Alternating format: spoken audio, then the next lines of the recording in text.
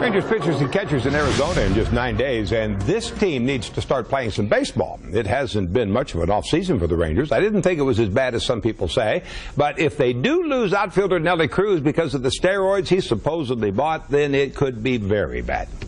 Here's Joe Trahan.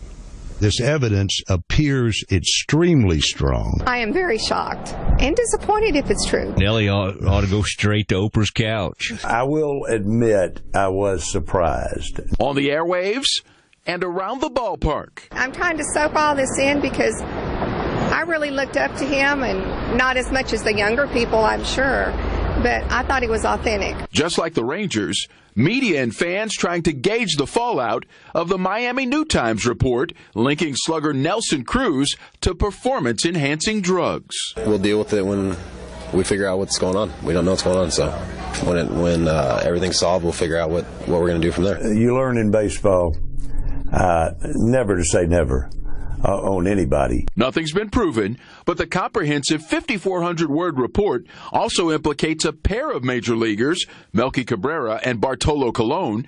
Baseball's already suspended. High drive, it's gone. Cruz reportedly received performance-enhancing drugs for a $4,000 fee from 49-year-old Tony Bosch, director of the Biogenesis Anti-Aging Clinic. They just see what he did to him in the gym, and they're going to go with what he did. Dr. Bruce Douthit, an orthopedic surgeon specializing in sports medicine and team physician for high schools in Frisco, is reserving judgment until Cruz is proven guilty.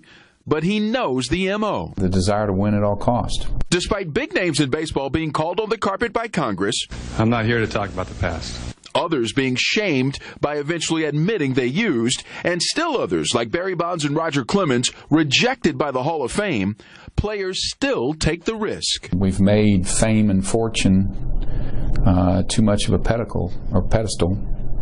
And so people feel they need that edge. They're going to do anything it takes to win at all costs. Douthit says steroid suppliers sell these athletes on designer steroids they guarantee are a step ahead of those policing the sport. And that cat-and-mouse game Cruz is suspected of being a part of may never end.